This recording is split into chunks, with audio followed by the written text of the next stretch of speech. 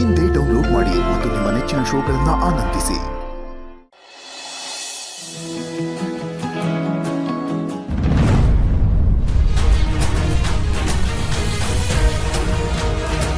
ಬಿಡ ಬಿಡ ಬಿಡ ಬಿಡ ಬಿಡ ನಿನ್ನ ಹತ್ರ ಮಾತಾಡ್ಬೇಕು ಕಣೆ.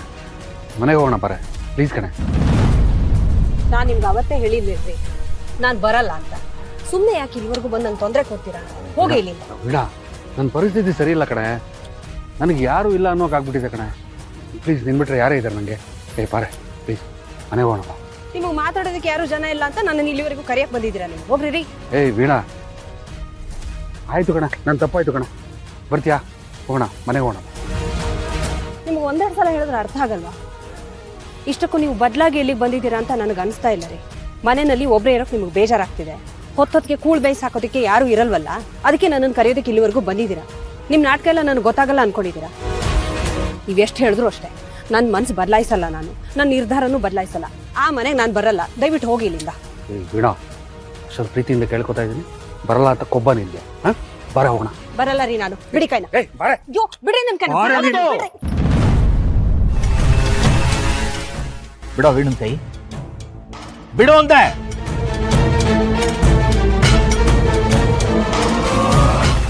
ಅವತ್ತು ಹೇಳಿದ್ ನಿಮ್ಗೆ ಅರ್ಥ ಆಗ್ಲಿಲ್ವಾ? ನಾವು ಇಲ್ದೇ ಇರುವಾಗ ಬಂದು ನಮ್ಮ ಸೊಸೆಗೆ ತೊಂದರೆ ಕೊಡ್ತಾ ಇದ್ದಾಳೆ ಅಂತ ಪೊಲೀಸ್ ಕಂಪ್ಲೇಂಟ್ ಕೊಟ್ಟು ಜೀವನ ಪರ್ಯಂತ ಕಂಬಿ ಎಣಸುವಾಗ ಮಾಡ್ತೀನಿ. ಯಾರು ಇಲ್ದೇ ಇದ್ದಾಗ ಬಂದು ನನ್ನ ಸೊಸೆನ ಕೈ ಹಿಡಿದು ಎಳ್ಕೊಂಡು ಹೋಗ್ತಿದ್ಯಾ? ಎಷ್ಟೋ ಧೈರ್ಯ ನಿನಗೆ? ತಿಂದು ಕೊಬ್ಬೇನೋ? ರೀ, ಫೋನ್ ಮಾಡ್ರಿ, ಈಗಲೇ ಪೊಲೀಸವ್ರು ಫೋನ್ ಮಾಡ್ರಿ. ಇದೇ ಕೊನೆ ಬಾರಿ ಹೇಳ್ತಾ ಇದ್ದೀನಿ. ಇನ್ನೊಂದು ಸಲ ನೀನು ಈಗ ಬಂದು ವೀಣಂಗೆ ತೊಂದರೆ ಕೊಟ್ರೆ ನಾನೇ 4 ಬಾರಿಸ್ಬೇಕಾಗುತ್ತೆ.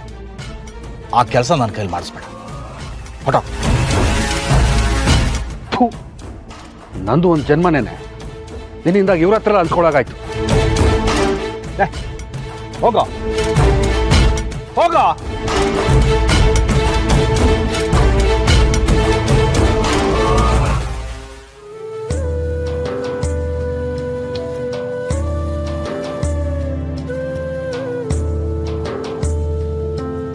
ನೀನ್ ನೊಂದ್ಕೋಬೇಡಮ್ಮ, ನಾವಿದ್ದೀವಿ.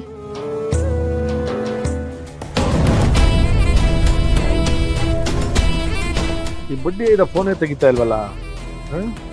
ಮೊನ್ನೆ ತಾರೆ ಒಂದು ಬಿಟ್ಟು ವಾರ್ನಿಂಗ್ ಮಾಡಿ ಕಳ್ಸಿದ್ದೀನಿ, ಆದಷ್ಟು ಬೇರೆನೇ ನಾನು ದುಡ್ಡು ತಂದು ಕೊಡ್ಲಾ ಅಂತ. ಎಂಥ ನಸ್ಗುನಿ ಕಾಯಿರ್ಬೇಕು ನನ್ನ ಮಗ. ಇವನು ಎಂಥವನು ಅಂದರೆ ಕಷ್ಟ ಬಂದಾಗ ಕಾಲು ಹಿಡ್ಕೊಂಡು ಕಷ್ಟ ತೀರಿದ್ಮೇಲೆ ಕಾಲು ಎಳಿತಾರಲ್ಲ, ಅಂಥ ಬಡ್ಡಿ ಐದ ಅವನು.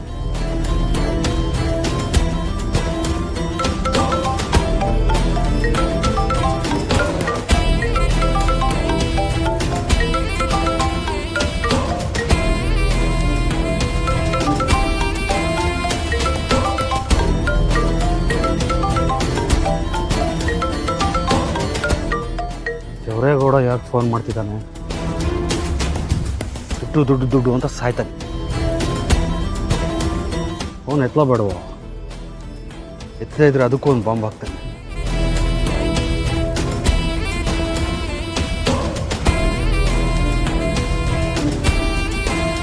ಹೇಳಿ ಸರ್. ಅಲ್ಲ ಕಣಯ್ಯ ದೊಡ್ಡ ಮನುಷ್ಯ, ನೀನು ನನ್ನ ದುಡ್ಡು ಯಾವಾಗ ಕೊಡೋದು ಹೇಳೋ? ದುಡ್ಡು ರೆಡಿ ಮಾಡ್ತಾ ಇದೆಯಾ ಹೆಂಗೆ? ಅದೇ ಅರೇಂಜ್ ಮಾಡ್ತೀನಿ ಸರ್, ಅದಕ್ಕೆ ಓಡಾಡ್ತಾ ಇದ್ದೀನಿ. ಬಿಟ್ಲಾ ಬಾಯ, ಹಿಂಗೆ ಓಡಾಡ್ಕೊಂಡಿದ್ರೆ ಯಾರಲ್ಲ ನಾನು ದುಡ್ಡು ಕೊಡೋರು? ಯಾವಾಗ ಕೊಡ್ತೀಯಾ? ಮೊದಲು ಬಗಳ ಅದನ್ನ. ಸ್ವಲ್ಪ ಟೈಮ್ ಕೊಡಿ ಸರ್, ಕೊಡ್ತೀನಿ. ಈಗ ನಾನು ನಿನಗೆ ಫೋನ್ ಮಾಡಿರೋದು ಟೈಮಿಗೆ ಸರಿಯಾಗಿ ದುಡ್ಡು ತಂದು ಕೊಡು ಅಂತ ಹೇಳಕ್ಕೆಯ. ನೀನು ನೋಡಿದ್ರೆ ಟೈಮ್ ಕೊಡು ಅಂತ ಕೇಳ್ತಾ ಇದೆಯಲ್ಲ. ಈ ನಾಟಕ ಎಲ್ಲ ನನ್ನ ಹತ್ರ ಇಟ್ಕೋಬೇಡ. ಇವಾಗಿರೋ ನನ್ನ ಕೋಪಕ್ಕೆ ನಿಮ್ಮ ಮನೆಯವ್ರು ಯಾರೇ ಸಿಕ್ಕಿದ್ರು ಎದೆ ಬಗ್ದು ರಕ್ತ ಕುಡಿದು ಬಿಡ್ತೀನಿ. ಸ್ವಲ್ಪ ಕಷ್ಟ ಅಲ್ವಾ ಸರ್? ನೀವು ಅರ್ಥ ಮಾಡ್ಕೊಡಿ ಸರ್. ನಾನು ಅರೇಂಜ್ ಮಾಡ್ತೀನಿ ಸರ್, ಆಗ್ತಿದ್ರಿಗೆ ತಂದು ಕೊಡ್ತೀನಿ ಸರ್. ಮುಚ್ಚಲ ಬಾಯ, ತಂದು ಕೊಟ್ಬಿಡ್ತಾನಂತೆ. ತಂದು ಕೊಡ್ದೆ ಇನ್ನೆಲ್ಲ ಮಾಡಿಯಾ? ನಾನು ಕೊಟ್ಟಿಲ್ಲ ಕನ್ಕಂದೆ ನಿನಗೆ ಎಣ್ಸಿ. ಇಲ್ಲೋಡೋ ಗೌಡ್ರೆ, ನಾನು ಕಷ್ಟಲ್ಲಿ ಇವನಿ ನೋವಲ್ಲಿದ್ದೀನಿ ಅಂತ ಏನಾದ್ರು ನಿಮ್ಮ ಅಪ್ಪ ಅವನ್ನ ಹೆಂಡತಿ ಮಕ್ಕಳನ್ನ ಕರ್ಕೊಂಬಂದು ಕಣ್ಣೀರು ಹಾಕ್ಸಿ ಹೋಗೋರಿಯ ಕೆಲಸ ಮಾಡಿ ಸಮಯ ಸಾಧಿಸ್ಕೊಳ್ಳೋ ಕೆಲಸ ಏನಾದ್ರು ಮಾಡಿದೆ ಅಂದ್ರೆ ನನ್ನ ಹತ್ರ ಅವೆಲ್ಲ ನಡೆಯಕ್ಕಿಲ್ಲ ಅಂತ ಯೋಚನೆ ಎಲ್ಲ ನಿನ್ನ ತಲೆಯಲ್ಲಿ ಓಡ್ತದೆ ಅಂತ ನಂಗೆ ಚೆನ್ನಾಗಿ ಗೊತ್ತದೆ. ಅವೆಲ್ಲ ನಿನ್ನ ಮನ್ಸಲ್ಲಿದೆ, ಮೊದಲು ಕಿತ್ತು ಬಿಸಾಕದ್ನ. ಅವೆಲ್ಲ ನನ್ನ ಹತ್ರ ನಡೆಯಕ್ಕಿಲ್ಲ, ಅವೆಲ್ಲ ನನ್ನ ಹತ್ರ ಇಟ್ಕೋಬೇಡ. ಮೊದಲು ತಗೊಂಡೋಗಿರೋದನ್ನ ಹಂಗೆ ತಗೊಂಬಂದು ವಾಪಸ್ ಕೊಡೋದ್ ಕಲಿ. ಇಲ್ಲ ಅಂದ್ರೆ ನಿನಗಿರೋ 3 ಕಷ್ಟದ ಜೊತೆಗೆ 100 ಕಷ್ಟ ಆಗೋಯ್ತವೆ ಬಡ್ಡಿ ಐದ್ನೆ. ನೋಡ್ಲ, ನೀನೇನಾದ್ರೂ ನಮ್ಮ ಸಿದ್ದೇಗೌಡನು ನಿನ್ ತಂಗಿನೂ ಬೇರೆ ಆಗ್ಬಿಟ್ಟವ್ರೆ, ಮತ್ತೆ ಇನ್ನೊಂದು ಮದುವೆ ಮಾಡ್ಬಿಡೋಣ ಅಂತ ನಾಟಕ ಗೀಟಕ ಆಡ್ಕೊಂಡ್ ಬಂದಿಯೋ ನೀನು, ಸರಿಯಾಗಿರಕ್ಕಿಲ್ಲ. ಅವೆಲ್ಲ ಮಾಡೋಣಯ್ಯ ನೀನು. ಫಸ್ಟು ಅದನ್ನೆಲ್ಲ ಪಕ್ಕಕ್ಕೆ ಇಟ್ಟು ನಾನು ದುಡ್ಡು ಕೊಡೋ ವ್ಯವಸ್ಥೆ ಮಾಡ್ಲಾ? ಇಲ್ಲ ಅಂದ್ರೆ ಬಾಲಾಗಿಲ್ಲ ಬಿಚ್ಚಕ್ ಹೋದ್ರಲ್ಲೇ JCB ತಗೊಂಬಂದು ಮನೆ ಮೇಲೆ ಹತ್ತಿಸ್ಬಿಡ್ತೀನಿ. ಹುಷಾರು. ಸರ್ ಸರ್ ಸರ್ ಹಂಗೆಲ್ಲ ಮಾಡಬೇಡಿ ಸರ್. ತುಂಬ ಕಷ್ಟಪಟ್ಟು ಕಟ್ಸಿರೋ ಮನೆ ಸರ್. ಸರ್ ಒಂದು ಸ್ವಲ್ಪ ಕರುಣೆ ತೋರಿಸಿ ಸರ್ ಪ್ಲೀಸ್ ಸರ್. ಏಯ್ ಮುಚ್ಲಾ ಬಾಯ. ಕರುಣೆ ತೋರಿಸ್ಬೇಕ ನಿನ್ ಕರುಣೆಯ? ಅದು ನಿನಗೆ ಕರುಣೆ ತೋರಿಸಿದ ದೇವ್ರ ಮೆತ್ತನೆ ಅಲ್ಲ. ಅಲ್ಲ ಕಲ, ನೀನ್ ದುಡ್ಡುಗೋಸ್ಕರ ಸ್ವಂತ ತಂಗಿ ಜೀವನನೇ ಹಾಳು ಮಾಡ್ದೋ ನೀನು. ನಿನಗೆ ಕರುಣೆ ತೋರಿಸ್ತಾರಲ್ಲ, ಅದಕ್ಕೆ ಅಲ್ವಲ್ಲ ನಿಂಗೆ 7 ದಿವಸ ಟೈಮ್ ಕೊಟ್ಟಿರೋದು. ನಿನ್ ಯೋಗ್ಯತೆಗೆ ಅದೇ ಜಾಸ್ತಿ. ಮೊದಲು ಅದನ್ನೆಲ್ಲ ಪಕ್ಕಕ್ಕಿಟ್ಟು ಏನಾದರೂ ವ್ಯವಸ್ಥೆ ಮಾಡಿ ನನ್ನ ದುಡ್ಡು ಸೆಟಲ್ ಮಾಡೋದು ಕಲಿ. ಇಲ್ಲ ಅಂದ್ರೆ ಈ ಜಾವರೇಗೌಡನ ಕತೆ ನಿನಗೆ ಗೊತ್ತಿಲ್ಲ ಲೇ. ನೀನು ಬೆಳಿಗ್ಗೆ ಎದ್ದು ಬಾಗಿಲು ತೆಗೆದ ತಕ್ಷಣ ನಾನು ಮುಂದೆ ನಿಂತಿರ್ತೀನಿ.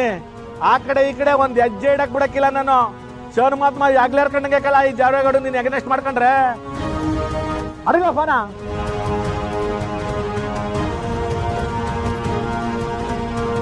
ಅಲ್ಲ ಆಟ ಆಡ್ತಾನಪ್ಪ ನಮ್ಗ. ನಸುಗು ನೀ ಕಾಯಿ ತರ ಬಂದ, ಕೈ ಹಿಡ್ಕೊಂಡ, ಕಾಲು ಹಿಡ್ಕೊಂಡ. ಈಗ ನೋಡಿದ್ರೆ ನಾನು ಅವ್ನ ಕೈ ಕಾಲು ಹಿಡ್ಕೊಳ್ಳೋ ಲೆವೆಲ್ಗೆ ಹೋಗ್ಬಿಟ್ಟಿದ್ದೀನಲ್ಲ. ನನ್ನ ಮಗ ಏನೋ ಆಟ ಆಡ್ತಾವನೆ. ಬರ್ಲಿ ಮೊನ್ನೆ ಒಂದು ಬಿಟ್ಟು ಕಳ್ಸಿದ್ದೀನಿ. ಈ ಸತಿ ಯಾಕೆ ತುಳಿದಾಕ್ಬಿಡ್ತೀನಿ ಆ ಬಡ್ಡಿಯ ಇದನ್ನ. ಅತ್ತಿಗೆ ಲಕ್ಷ್ಮಿ, ಯಾವಾಗ ಬಂದ್ರಿ? ಸ್ವಲ್ಪ ಹೊತ್ತಾಯ್ತು. ಲಕ್ಷ್ಮಿ, ನಿಮ್ಮ ಯಜಮಾನ್ರು ಬರಲಿಲ್ವಾ? ಇಲ್ಲ, ಅವ್ರು ದೇವಸ್ಥಾನದಿಂದ ಹಾಗೆ ಮಾರ್ಕೆಟ್ಗೆ ಹೋದ್ರು. ಗ್ಯಾರೇಜ್ಗೇನೋ ಮೆಟೀರಿಯಲ್ ತಗೋಬೇಕಾಗಿತ್ತು. ಬಂದ್ರ ಅತ್ತೆ? ಅವ್ರು ಆವಾಗಲೇ ಬಂದರು ಪಾಪ. ನೀವು ಮಾತಾಡ್ತಾ ಇರಿ, ನಂಗೊಂದು ಸ್ವಲ್ಪ ತರಕಾರಿ ಬೇಕು, ತೊಗೊಂಬಂದ್ಬಿಡ್ತೀನಿ. ಸರಿ. ನಮ್ಮ ವೀಣಾ ಬಂದಮೇಲೆ ಅರ್ಧ ಜವಾಬ್ದಾರಿ ಅವಳೇ ತೊಗೊಂಡ್ಬಿಟ್ಟಿದ್ದಾಳೆ. ನನಗೆಷ್ಟೋ ಕೆಲಸ ಕಡಿಮೆ ಆಗಿದೆ ಅದಕ್ಕೆ. ಒಳ್ಳೆ ಹುಡುಗಿ. ಅಯ್ಯೋ, ನಿಂತ್ಕೊಂಡೇ ಇದೆಯಲ್ಲ, ಬಾ ಕುತ್ಕೋ ಬಾ.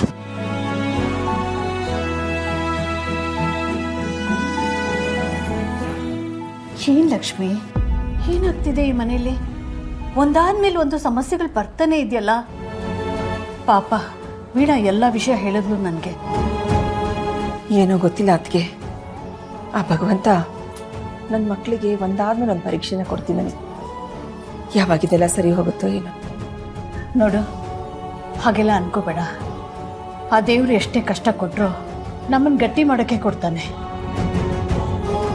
ಮೊದಲು ನೋಯಿಸ್ತಾನೆ, ಆಮೇಲೆ ಖುಷಿ ಕೊಡ್ತಾನೆ. ನಾವು ಕಾಯ್ಬೇಕಷ್ಟೆ. ಅದು ನಿಜಾನೇ ಅದಕ್ಕೆ. ಆ ಭಗವಂತ ಏನು ಕೊಡ್ತಾನೋ ಅದನ್ನು ನಾವು ಸ್ವೀಕರಿಸಲೇಬೇಕಲ್ವಾ. ಸುಖ ಆಗಲಿ ದುಃಖ ಆಗಲಿ ಅವ್ನು ಕೊಟ್ಟಿದ್ದನ್ನು ಅನುಭವಿಸ್ಬೇಕು.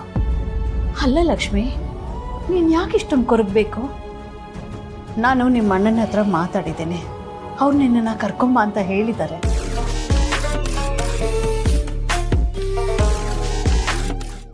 ಲಕ್ಷ್ಮೀ ನಿವಾಸ